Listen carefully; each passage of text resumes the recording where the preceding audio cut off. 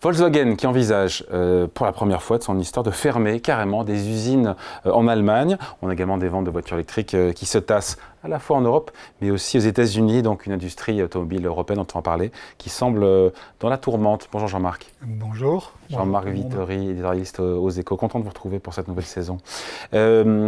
C'est intéressant parce que le premier constructeur automobile mondial, premier employeur sur le sol allemand, va fermer des usines sur son sol. Qu'est-ce que ça nous dit? Ça nous dit quoi? Ça nous dit que Volkswagen va moins bien. J'ai vu beaucoup de pertes de marché, de pertes de parts de marché en Chine. On a un cours de bourse qui a perdu, j'ai lu, un tiers de sa valeur en 5 ans. C'est la concurrence chinoise, c'est tout ça. Volkswagen va vraiment mal? C'est un choc colossal. Volkswagen, dans l'industrie allemande, c'est un symbole extrêmement puissant, y compris par rapport aux autres constructeurs. Volkswagen, c'était la voiture du peuple. C'est comme ça que l'entreprise a été lancée. Ça a été un modèle industriel, un modèle social, un modèle financier tout à fait extraordinaire. Et puis c'est une entreprise qui a réussi la mondialisation, ce que les constructeurs français par exemple ont eu plus de mal à faire, a réussi la mondialisation, d'abord en organisant sa production dans les différents pays, en profitant de la chute du rideau de fer pour profiter des prix plus bas qu'il y avait chez ses voisins, ce que les constructeurs français ont eu du mal à faire, et puis en profitant aussi de la Chine, qui est devenu un marché tout à fait primordial, en faisant fabriquer en Chine et en vendant beaucoup de voitures avec une bonne profitabilité en Chine. Et ce modèle, il est remis en cause de manière radicale, profonde, par deux éléments. Le premier, c'est évidemment ce qui se passe en Chine, avec une fermeture des frontières. Alors Volkswagen continue de produire et de vendre en Chine, mais ça devient plus compliqué, et ça devient plus compliqué aussi sur la rentabilité. Et puis Volkswagen, qui avait réussi la transition de la mondialisation, a beaucoup plus de mal sur la transition énergétique. Et là, évidemment, c'est la question du moteur et de l'énergie qui est en cause. C'est là qu'il y avait eu le premier gros problème de Volkswagen, c'était en 2015, vous vous souvenez, c'était le Dieselgate, le trucage du diesel. Pourquoi Volkswagen avait fait ce trucage? Parce qu'il y avait des normes européennes qui imposaient des émissions qui étaient moindres, et Volkswagen avait du mal à respecter ces normes, et c'est pour cette raison qu'ils ont truqué. Et on voit bien depuis 10 ans que ça ne s'arrange pas avec le passage avec la voiture électrique. Il y a donc de mauvaises décisions qui ont été prises par le management de Volkswagen. Certains ont dit ils n'ont pas assez investi dans la voiture hybride, ils n'ont pas cherché à avoir des voitures électriques à des prix plus abordables, en se concentrant, comme tous les constructeurs, sur les modèles premium avec les early adopters, ceux qui ont les moyens de se payer une voiture électrique. C'est le même problème d'une certaine manière que Kodak, c'est quand vous êtes très puissant dans un domaine, même si vous savez que ce domaine va évoluer de manière sous l'effet de la technique ou des contraintes, c'est très difficile d'abandonner le modèle qui vous fait réussir, et c'est ce qui s'est passé clairement chez Volkswagen. Quand le PDG du groupe dit que l'industrie automobile européenne se trouve dans une situation très exigeante et grave, il nous dit quoi? Il nous parle de la concurrence des voitures chinoises. En même temps, l'Europe a réagi. On l'a vu cet été, encore fin août, avec des droits de douane qui seront là pendant 5 ans, surtaxe jusqu'à 36%, au-delà, je crois, des 10% qui sont déjà en vigueur. Ça nous protège quand même, ça, non, ou pas? Ça nous protège. Et bon, l'industrie automobile européenne a des coûts qui sont élevés. Donc en est sur de coûts élevés, il faut délivrer quelque chose que les autres n'ont pas. Et ce quelque chose, il devient de plus en plus difficile à trouver. Et donc, dans le cadre de la transition de la voiture électrique, les Chinois sont partis plus fort, plus vite sur le sujet, parce qu'ils se sont dit c'est là-dessus qu'on va faire la différence. Ils ont aussi eu un système de protection du marché chinois qui a été très bien conçu. De subventions. D'abord un système très ouvert, et puis ensuite ils ont fermé petit à petit, au fur et à mesure qu'ils progressaient dans la voiture électrique, un système de subvention aussi. C'est d'ailleurs pour cette raison que l'Union européenne a imposé des droits qui sont tout à fait élevés, puisque sur les constructeurs chinois qui n'ont pas conclu, qui n'ont pas discuté avec les autorités européennes, c'est un droit de douane de 36%, plus 10%, c'est absolument massif. Ça protège, mais ça protège partiellement parce que la base de la voiture électrique, c'est la batterie.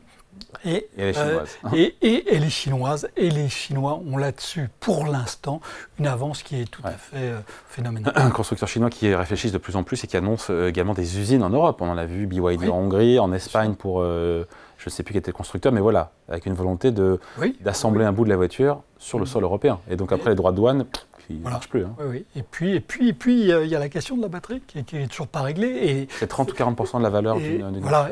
Et c'est très compliqué parce que on est sur un domaine où on n'est pas arrivé à la maturité. Donc on ne sait pas quelle technique privilégier. Et donc là, il y a une situation qui est très très compliquée. Au départ, tous les constructeurs ont dit on va faire des batteries NMC, donc nickel, manganèse, cobalt. Et puis les Chinois sont mis à faire des batteries LFP, lithium, fer, phosphate. C'est un peu moins performant, mais c'est moins cher, et donc ça permet d'abaisser les prix. Et donc les constructeurs européens qui étaient tous partis tambour battant, toutes les méga factories qui ont voire été, giga factories, pardon, excusez-moi d'être si petit, ces giga factories qui ont été annoncées, elles étaient toutes annoncées NMC, et puis maintenant les constructeurs sont en train de se dire, ben non, on va basculer au moins en partie sur LFP, mais derrière c'est des investissements colossaux, c'est des milliards d'euros à chaque fois, avec un système de commande qui est très particulier. Les constructeurs s'engagent pour plusieurs années à l'avance. Et s'ils ne prennent pas livraison des batteries, ils doivent tout de même les payer. Donc, on est dans un univers qui est extrêmement mouvant et extrêmement difficile à gérer. On voit bien que les constructeurs européens, ils sont plutôt derrière les constructeurs chinois. Donc ils ont beaucoup de mal, pour l'instant, à trouver la bonne technologie, la bonne fabrication, la bonne chaîne de production. Des constructeurs automobiles à la fois européens, mais aussi américains, qui sont obligés de lever le pied parce que les ventes de voitures électriques se tassent. Aux États-Unis aussi, et en Europe, des clients qui ne semblent pas très pressés d'acheter une voiture électrique, ce qui contraint évidemment les industriels, les constructeurs auto, et encore une fois, j'insiste avec Ford aussi et General Motors, à revoir leurs plans. Comment on explique ce coup de frein sur les ventes? On a dit qu'avec moins de subventions, les gens en achetaient moins, ça peut s'entendre. C'est vrai qu'on a toujours un écart de prix de 25-30% entre une voiture électrique et son équivalent en moteur thermique. Alors donc il y a ça, et ça c'est pas fini parce qu'en France il y a deux dispositifs qui vont sans doute être rabotés encore l'an prochain, qui est le bonus écologique et puis le leasing social, ce qu'on appelait la voiture électrique à 100 €. Donc vu les contraintes budgétaires, ça va sans doute être amoindri. Mais vous avez vu aussi un certain nombre peut-être de reportages cet été, si vous êtes resté branché sur l'actualité, où on voit bien que la voiture électrique c'est un écosystème. Il suffit pas d'avoir une voiture électrique, il faut pouvoir la recharger, il faut pouvoir la recharger rapidement, parce que quand vous traversez la France, il faut que vous arrêtiez tous les 300 km, 3 heures pour pouvoir recharger votre batterie. Ça complique tout de même le voyage. Il faut le faire aussi à un prix raisonnable, et on a vu aussi que sur les autoroutes, les fournisseurs d'électricité avaient tendance à charger la barque de manière tout à fait massive. Donc on voit bien que cet écosystème, en fait, il n'est pas encore en place. Il y a encore plein de trous dans la raquette, et c'est très difficile de faire un choix. Je rappelle que l'achat d'une voiture, c'est l'achat le plus important pour un foyer après l'achat du logement. C'est même un investissement qui se compte en dizaines de milliers d'euros. Si vous n'êtes pas sûr de pouvoir vous en servir comme vous voulez, ça pose tout de même question. Et on a voulu aller à marche forcée, pour une excellente raison, c'est pour accélérer la transition du parc, pour passer des moteurs à combustion aux moteurs électriques qui émettent moins de CO2 à condition que l'électricité soit produite proprement. Mais on voit bien que cette marche forcée, on a voulu aller très vite, on voulait aller très vite. On voit bien que dans certains domaines, on est allé trop vite, on n'a pas pris toute la chaîne, tout l'écosystème qu'il faut former autour de la voiture électrique. Et sans cet écosystème, on voit bien que les consommateurs ont de plus en plus de mal à se décider, surtout quand, encore une fois, l'écart de prix est tout à fait conséquent. Parce que ça coûte cher. Et puis il y a cette étude mondiale de McKinsey qui est hallucinante, qui montre que quasiment 30% de ceux qui ont acheté une voiture électrique préféraient revenir à la voiture thermique. C'est 20% en Europe parce qu'il y a l'autonomie réelle, pour l'avoir essayé, qui est quand même décevante par rapport à l'autonomie affichée. Il y a les inquiétudes, vous l'avez dit, par rapport à la recharge. Voilà, pour conclure, on se dit quoi sur les constructeurs auto européens, américains, sur la voiture électrique? Une tendance de fond, mais qui cale aujourd'hui sur l'électrique en matière de demande et des industriels, des constructeurs qui revoient leur plan d'investissement et de développement? Oui, il va falloir revoir les calendriers, il va falloir revoir les investissements, ce qui est très compliqué parce qu'on est dans des investissements très longs et à très long terme. Et cerise sur le gâteau, l'an prochain, les constructeurs doivent prouver en Europe que l'émission moyenne des voitures qui vendent a baissé de 15%, et sinon ils ont des amendes qui se comptent en milliards d'euros. Donc ça va devenir encore plus compliqué l'an prochain. Ok, et donc Et donc, work in progress, il y a une conversion de l'industrie automobile qui est très compliquée, qui est encore en pointillé parce qu'on a plein de technologies, plein de segments sur lesquels on n'a pas encore la réponse, on n'a pas encore la solution.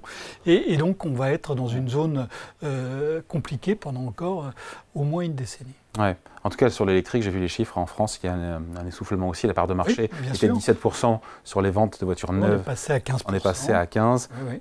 Voilà. Apparemment, ce qui marche bien, c'est les voitures, c'est les hybrides. Oui, rechargeables. Les hybrides, mais les hybrides rechargeables, il y a toujours la question de savoir est-ce que vous allez vraiment la recharger à une prise électrique. Ça suppose d'avoir une prise électrique. Moi, dans mon parking parisien, il n'y a pas de prise électrique. Je sais que je peux la faire poser, mais ça prend 1 an et demi, des démarches auprès de la copropriété, etc. Donc on voit bien encore une fois que pour que la voiture électrique ou hybride fonctionne, il faut qu'on ait un écosystème. Cet écosystème n'est pas encore en place et ça reste à faire. Allez, merci beaucoup. Décryptage signé Jean-Marc Vittori, éditorialiste aux Échos. Merci Jean-Marc. Merci à vous.